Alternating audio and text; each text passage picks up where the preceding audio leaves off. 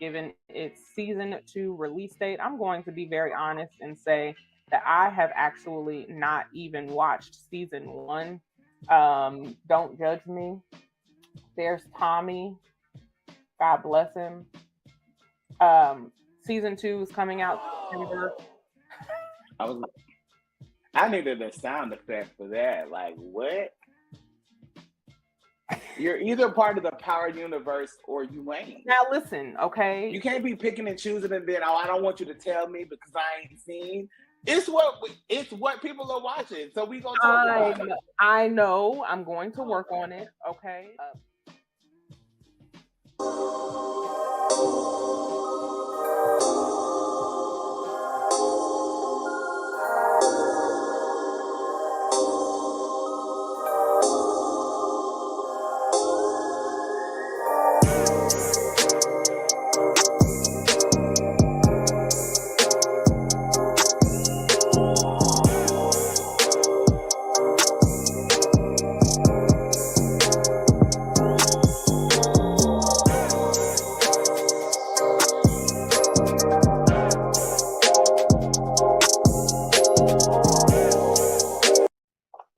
It's Wednesday, May. Oh, you know what? I should read.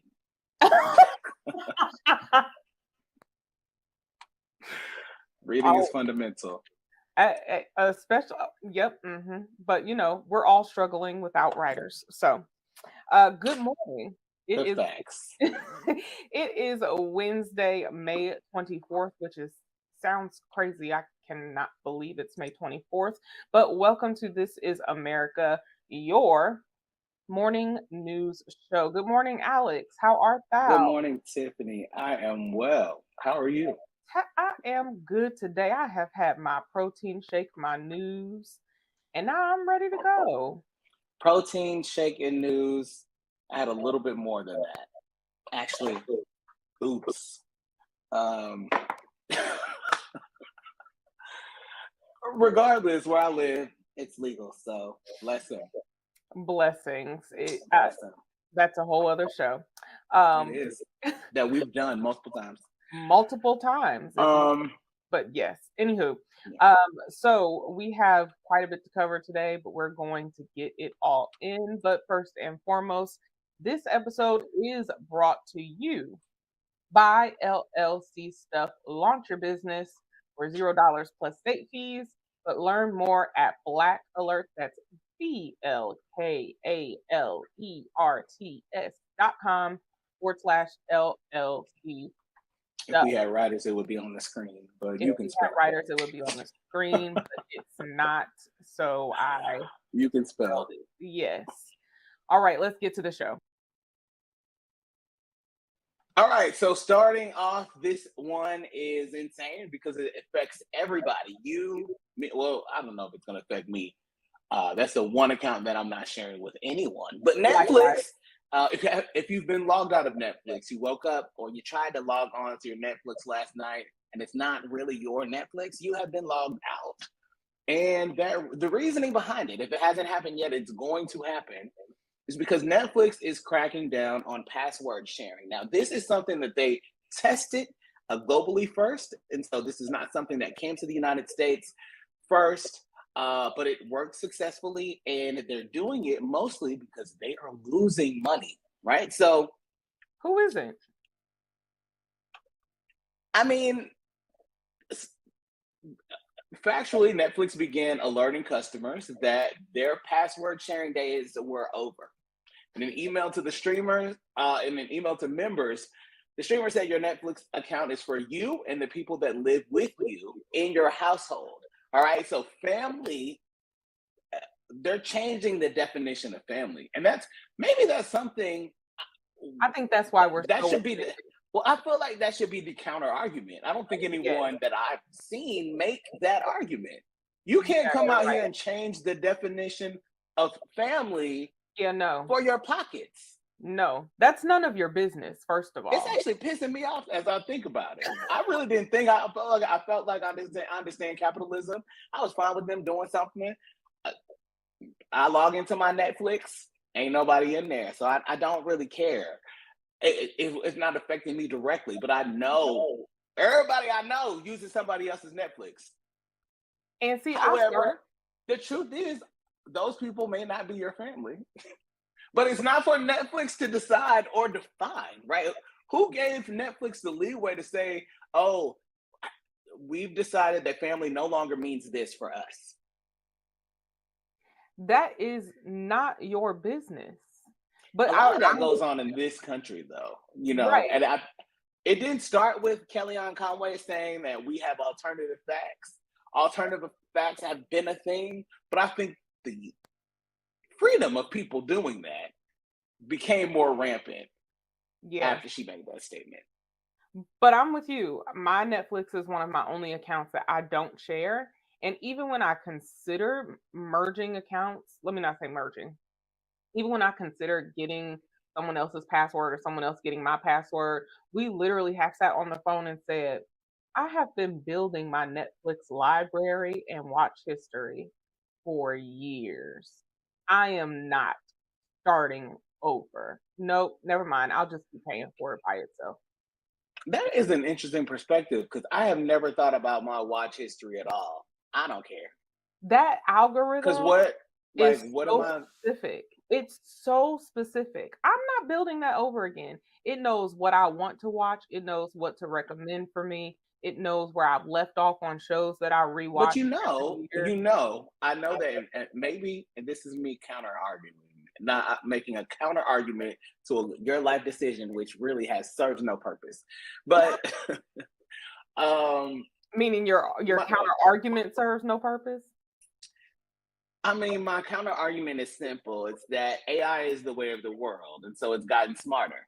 So even though it took a long time because it wasn't where it was when you started building this algorithm, Miss Ma'am, it will know your algorithm after you watch 3 things.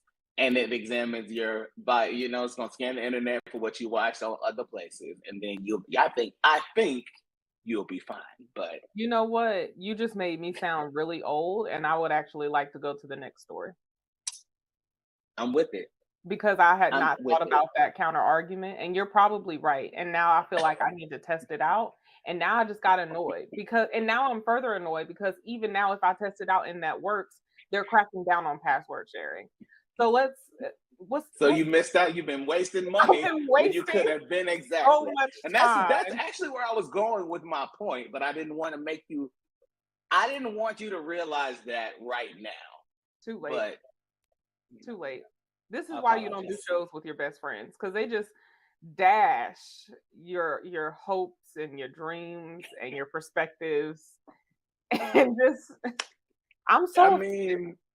I like people to burst my bubble, right? Because I know a lot of useless information and I just absorb information like that. I have a tendency to lean towards, I just believe myself because I trust the information that I obtain. That doesn't mean that I think I'm right all the time, but I just trust it. Yeah, but then you share it and you burst a lot of bubbles. There has been a lot of music that you have ruined for me. But we won't get into that because I don't want to ruin songs I don't want to. How would you feel to hear that music, period, is ruined for me because of how my brain works? I get that. It's very hard. I was listening to some commentary yesterday, and this lady was talking about how she was dating this man, and she invited him to her show. She was an actress, and he was so nervous. And he told her after the show, if you hadn't been good, I don't know what I would have said, because I don't like going to artistic things that my partners do because I'm brutally honest. And I would not be able to be in a relationship and lie to you. And I'm like, sometimes people expect that. I mean, respect that type of perspective. And then other times it's like, But here's the thing. I'm not going to lie to you. So don't invite me if you want an honest opinion. I tell people that all the time. Now, I agree with that wholeheartedly. Don't ask me a question you don't want to know the answer to. Because I just don't have a filter, and I don't discriminate. I'm not a discriminatory person of who gets my brutal honesty. If I love you, mine's gonna be the honesty is going to be probably to the extreme. because I don't want to see you get hurt. And that's really where I'm always coming from, But I've also learned that saying less, like while my friends don't really like that I say less, it's also helped me immensely because like now when I've watched things crash and burn and I could have said something, I'm just like, I've said something before and I didn't like how I felt after that. So, this is about personal choices. And it's it's heartbreaking, but you feel like I don't know. I said to, and I think, this whole family concept with Netflix also kind of spills into the truth about how the millennial generation kind of really redefined that for their generation. Like, as we Absolutely. look at previous generations that are still with us, boomers, Gen X, and the things that they did were mostly traditional. And then it's like millennials come on the scene, and I'm in the middle of the millennial, right? So probably got all the characteristics, but the older ones, the younger ones, there was like the boomers and Gen X, they acted like they had never seen anything like this on the planet. But a lot of it was just true expression of feeling. I'm gonna go to Friendsgiving because I like how it makes me feel. Right. I'm not coming there with a bunch of bigots. I'm not gonna do it. And it's not for the sake of family. Like that's you know what I'm saying? Like you would be shocked to find out how many people have their chosen family and have given those credentials. They're no those Netflix credentials and would never give it to the Oh, blood. all of my chosen family, we all share other platforms. I don't have a single blood relative on any of my stuff. And with that, also going on, switching gears a little bit, Amanda Gorman, which many know after she performed her poetry at the inauguration of Joe Biden. She really shot to fame after that. She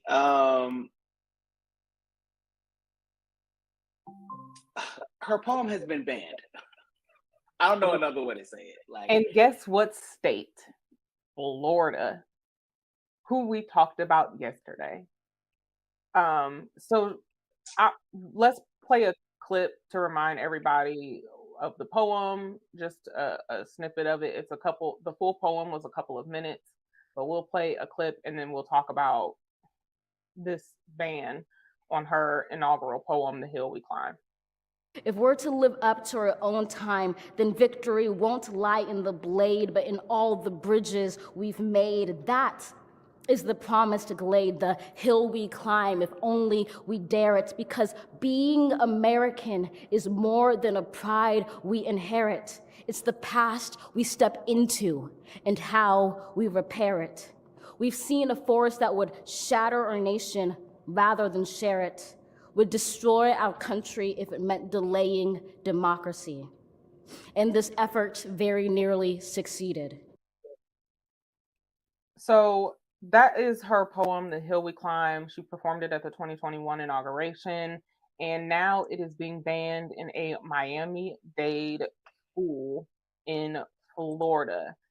She stated, "I'm gutted," after learning that the poem was banned, and said it is censored books and poems and works like these, who are often authored by queer and non-white folks who have the most difficult time getting on bookshelves in general, for obvious reasons, of course.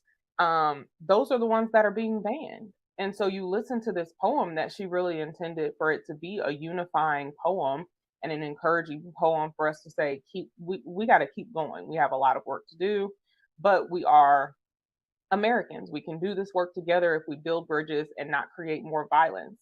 And so it was a really powerful poem. I thought, and I know many others thought, it was turned into a book. Oprah wrote the foreword for it. So the insulting piece is not only was it banned, but the instructor the school refused to read the reviews, confused her with Oprah when asked who even authored the poem. Oprah, who wrote the foreword, and just it was after a parent complained. Now, we talked about Florida already. You sent me a message from one of our mutual friends this morning who said, do you want to read it or summarize it? If not, I can summarize Do it. I want to? I mean, I wanted to show it because honestly and truly, the sentiments there are my sentiments. Now, and even when I think you and I have two different methodologies about certain things. Mm-hmm. You know, there's a lot of information available to us as a population. There is. Now, the most recent studies show that 110 million people in this country are illiterate. Right. The people that are pushing oppressive, destructive bans and policies that institute bans that are worded, encoded dog whistle language to say things like this has no educational value, or is harmful to children, or is sexually explicit. These things that are also part of life that we've all been taught in various ways are being used as tools to fuel, and they're being used as tools, I meant to say it this way, by the educated to fuel vitriol and disarray among the uneducated. Now, there's no way to address that gap without truth and education. You can't counter misinformation or disinformation with bad information. You can, but you shouldn't. You won't solve anything, right? No. So what you have is this interesting dichotomy where you've got educated people that have the education and they know what happens when the masses are educated. Progression, greater success, better health, better access, summarized equity. Equity happens when there's freedom of education, freedom of speech, like when these things work, then people have minds of their own. When their education is limited, they by default trust their leaders. We have a bad leader epidemic in this country that spans government to education to religion. Terrible leadership. Terrible. Yes. So enabling it literally pisses me off. Right? I can only sit among it for just a period of time. I'm fueled to speak out. I will help. Power a charge. I will use every platform that I have to make sure that these messages get out. Right. But when I know that there is an active locomotive gaining speed and traction to counter this, in an instance that me protecting something could get me killed, I have to remove myself from that. Yeah. I can't do it for too long. Not only will I not support it, like you're not gonna see me in Florida. Like y'all, you don't have to. I go lots of places. Florida is not a place that I ever have to go. Ever. I have to come to Georgia because I have my parents live there. I have chosen family that lives there. Right. I don't want to come there ever because there's an active locomotive. And because there's rampant illiteracy, there's no urgency amongst the population to stop that. Well, and you So said a lack of leadership. That is, when you said that, for me, it's not just elected officials. It is also, we need leadership in our communities. And that means parents getting involved. That means, and I was watching something earlier this morning, and I don't recall who they were interviewing, but he said something so poignant and said, folks hear of all of the federal level news and things that are happening and feel like they are not empowered to make change. You are, and we've said this on plenty of shows before. As a parent, go to a school board meeting, go to your local town meeting or council meeting or whatever is happening in your neighborhood. Your representatives represent you. Go have a conversation with them, call their office, schedule an definitely, appointment, go sit in their faces. Like, you are empowered, and it starts in the community. This started from one parent making a complaint. The parent also complained about the ABCs of Black history, Cuban kids, countries in the news, Cuba, and Love to Langston, which is a book of poetry celebrating the life of Langston Hughes, citing indoctrination and CRT. This is after Governor DeSantis, dictator DeSatan, as I like to refer to him as, signed into law last week one of the new educational requirements for schools to pull any book that has been challenged or any work that has been challenged within 5 days of the complaint. This is, and Florida is not the only state, and Miami-Dade is not the only place that has this type of law that they have to follow, where if a book or something's challenged, it has to be pulled.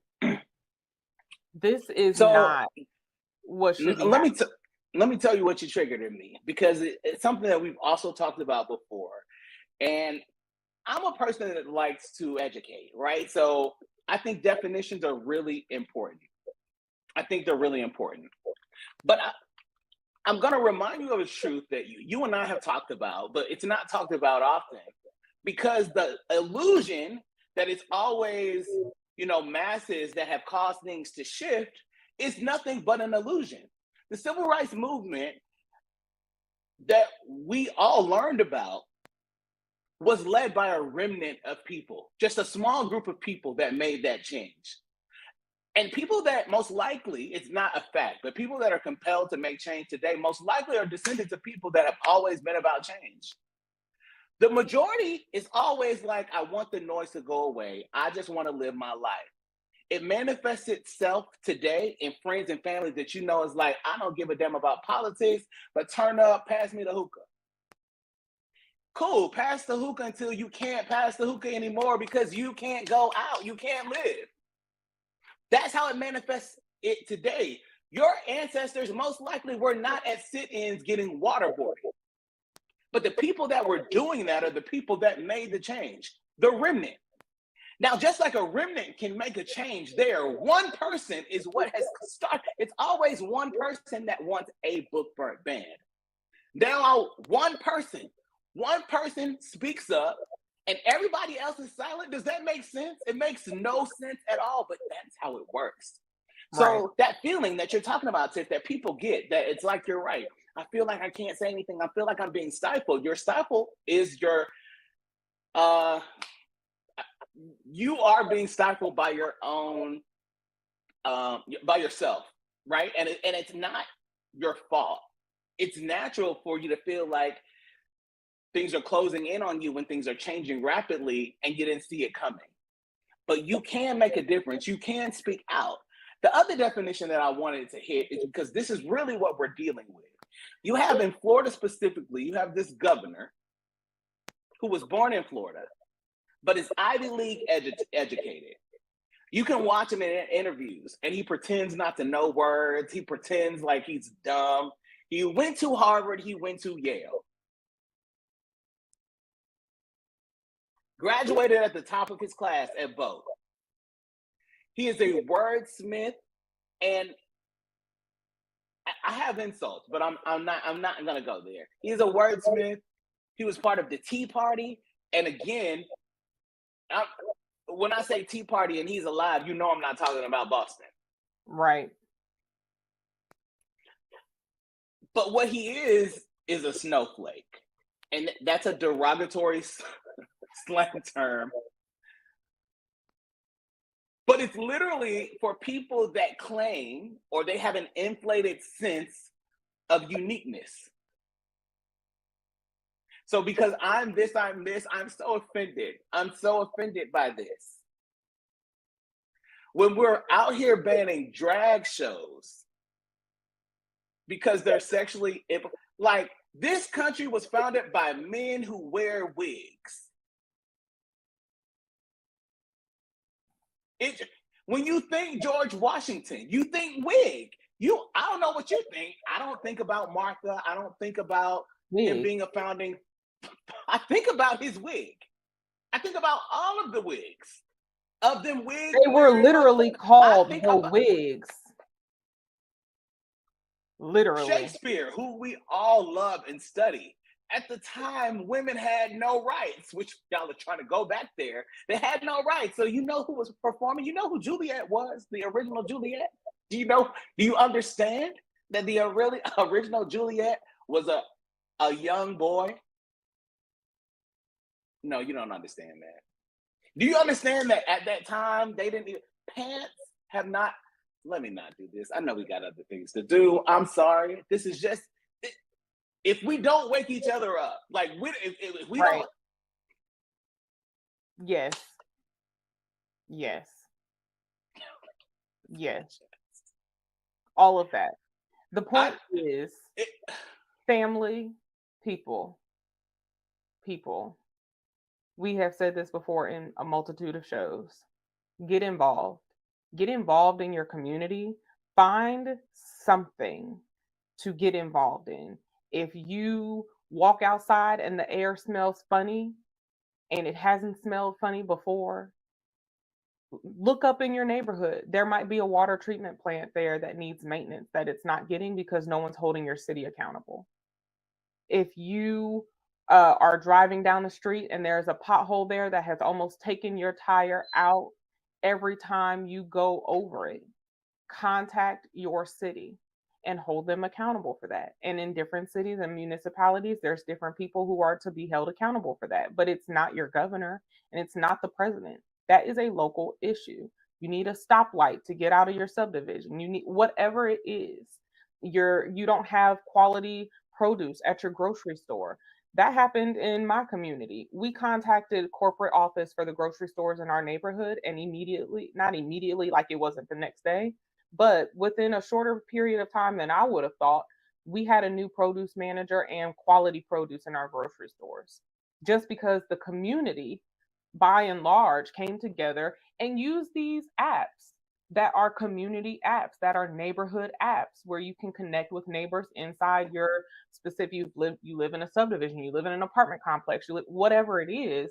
There are ways to engage in your community. There are ways to even engage yourself in the work that needs to be done in your community. And trust me, it doesn't matter where you live, particularly on this stolen land, there is always work to be done. Find it and do it. And if it's just you that starts out, that's fine. Eventually, a remnant will join you. And even if they don't, there is work to be done. So, come on, y'all. Here's the last thing I'll say to that. Everybody doesn't have the same convictions that you do. Yeah. So trust yours. Trust them. Act on them. Don't wait on somebody else to do something that you know needs to be done. Don't wait on yourself. I mean, I would know a lot of people wish I would wait. They've always wished that I would just shut the hell up. But you can't wait on things that really, really send you there. Right. And if all you're doing is, thank you for your awareness and putting it on your Instagram story. Thank you, baby. Thank you. Go do something. Go do something. Do something. Anything. Clearly, banning books has set us off. So y'all. And we're gonna do something about that. Yeah, because I'm committed to it. Believe that. We're working on some things because that's unacceptable. Now, what also is unacceptable is a verified account posted images We're not sure if they were AI generated or involved any type of artificial intelligence in the creation of the images, but posted images of an explosion of the Pentagon and the White House. That there was a statement from the Arlington Fire Department that had to come out and tweet and say that there was no explosion, there was no danger, and the image ended up pretty quickly being classified as fake. But before it was classified as fake, the S&P 500 stock market, y'all, the S&P 500 dipped by 0.26%. It quickly bounced once the image was proven to be fake. But this just goes to show how, like, while I appreciate the advancements of technology, um, I do understand the dangers that come with it, not only in the fact that this may have been an AI generated photo, but which again, we don't know if it was or was not, but also the fact that now anybody can buy a verified mark or a verified account and tweet something out and it goes viral. And then you still have to spend time trying to figure out, is this fake? Is this real? And now you're spending resources, or someone's spending resources trying to figure this out. What if the fire department, ended up sending a bunch of trucks there and then something else actually happened somewhere else and now they're over here because of a false report of an explosion at the Pentagon and the White House.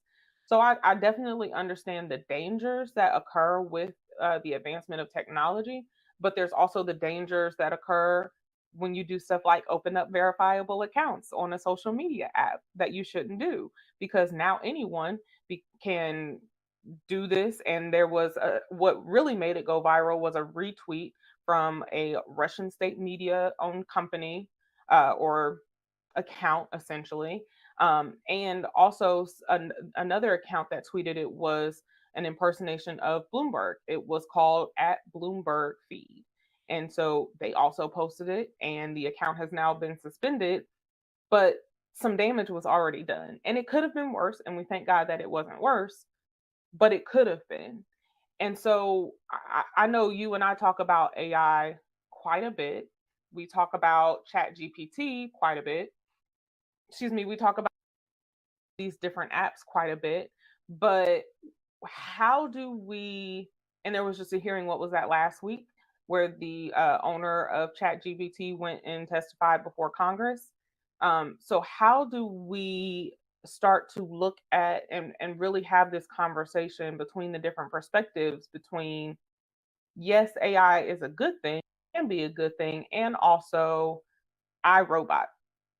Like, how do we have that conversation?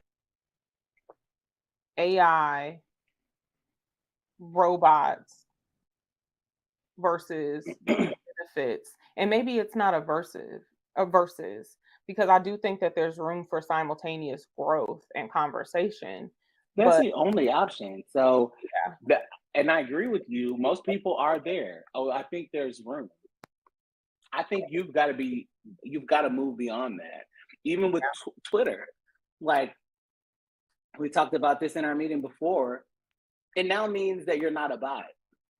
right. It doesn't mean that you always have the right information. The Atlantic had an article, I didn't share it with you, but I will, call it, and all it says is Twitter is a right-wing network.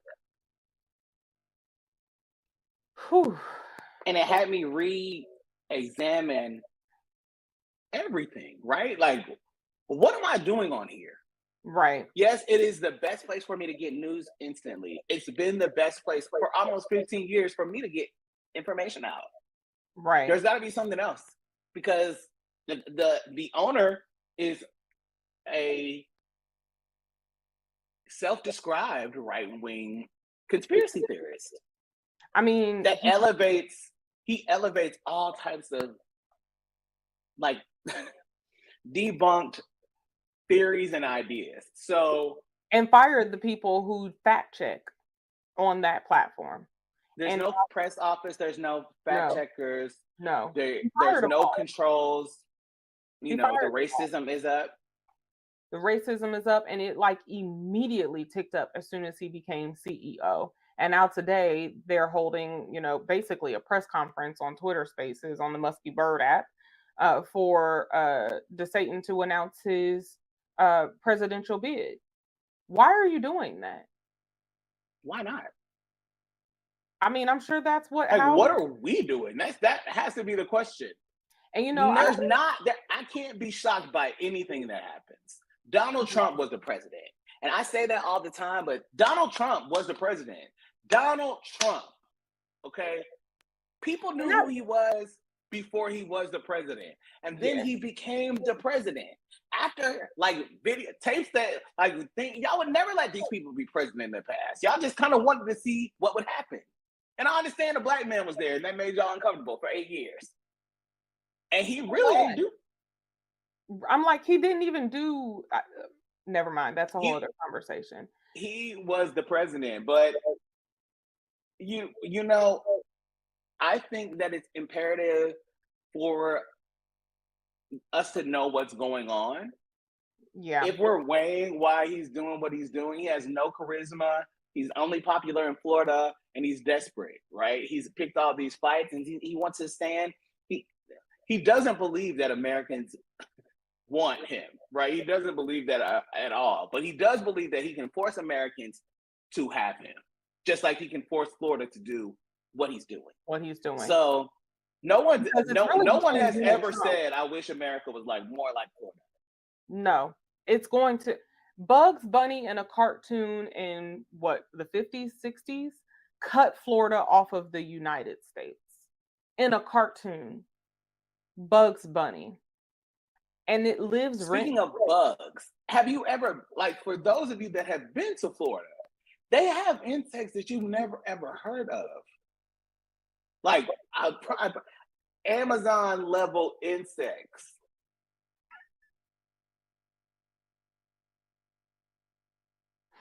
You know,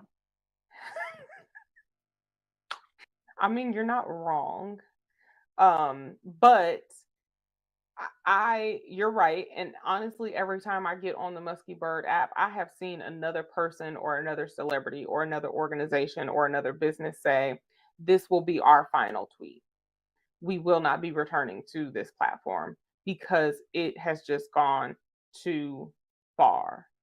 And I see, all the apps and things that are popping up for different people to go different places or anything. I want us to come to a consensus of where we are moving to. But not only that, you said something else that, really, I know we've been having serious, and I want to be kind of careful about how I say this and what I'm about to say. I know quite a few people at this point who have moved or visited out of the country and said, "I'm never coming back. I will never live for an extended period of time on that land again." Yes, where I'm at, and that's everywhere from South America to Africa to Europe. Folks are like, it has its own issues here, but America is American-ing, and I can't do that anymore. And really, we should have seen the writing on the wall, like you said, when this country elected Trump. I don't know how impeached him twice and kept him there. And he's still up in the polls. He's up in his polls, like, for them. Right. And so I really don't give a damn about a Republican poll. I would love for him to have the nomination, honestly, because he lost last time. Like, people were texting me like, "Do you remember what happened last time?" I do. Joe beat him by 8 million. I remember that. So you can talk about how old Joe is, how slow he is. Joe, a 50-year politician, he knows what the hell he's doing. So attack him. You don't like him. No, you don't like your mayor. You don't like your governor. Right. It's not Joe. Joe can't fix Atlanta. You know what I'm saying? He can't. Right. Joe can't fix the transit problems there. No. He can't stop Cop City. But again, that goes back be as mad at Joe as you want to be. Right. That your problem is local. It's your issue is local. So as we were alluding to when we got here, the post was like, how could you go down there and support and enable this? Oh, I want to go to Miami. I want to go to the beach. There are beaches everywhere. Literally everywhere. There are fake asses everywhere. Literally everywhere. These other countries actually look more like America.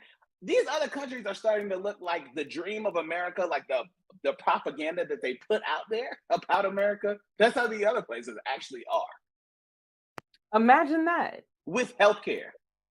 Imagine and that. Services. And better tax systems. You know. And better gun laws. But really the point of all of this is that what we do, like I think, and when I say like we have separate, it's not even separate methodologies.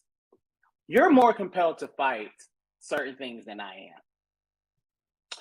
I will not die fighting for rights. Like I will be gone living in life is limited. And I am so grateful, thankful.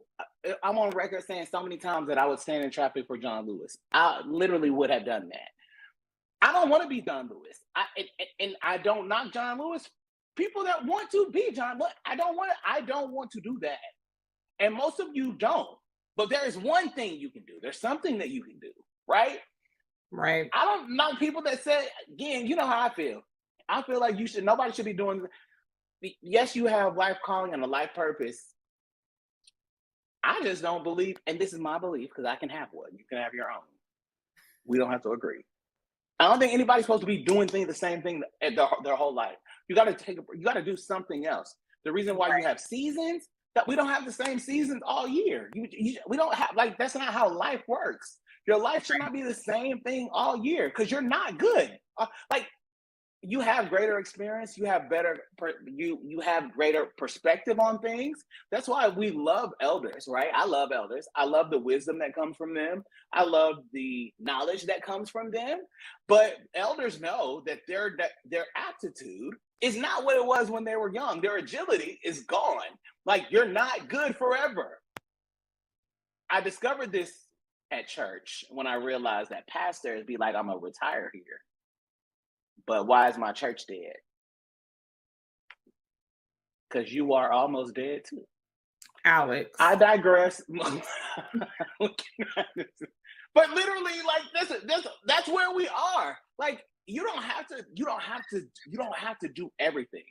And I think that is the pressure that people feel. Especially they feel like I have to do everything. Especially if you are in a Black, brown, and disenfranchised group. We shouldn't be doing everything. Black women should not be doing everything. Black communities should not be trying to heal itself. No. And that, I'm with you. And I had to tell my mother this the other day when we were talking about future plans and all of this. I said, I don't know how long I'll be here. And she said, in Georgia? I said, no, this country. I just don't know. Because to compound that, you don't know how long you're going to be on the planet. I don't know how long I'm going to be on the planet. And the older I think you and I both have gotten, the more we have learned, I don't know what tomorrow holds. So we can make all of these plans, we can do all of these things, but God may call me to Africa tomorrow. God may call me to Europe tomorrow. God may call you to Portugal tomorrow. Like, we don't know. We don't know. And I think leaning into that we don't know, while also looking at the trajectory of what we are watching and what we do know,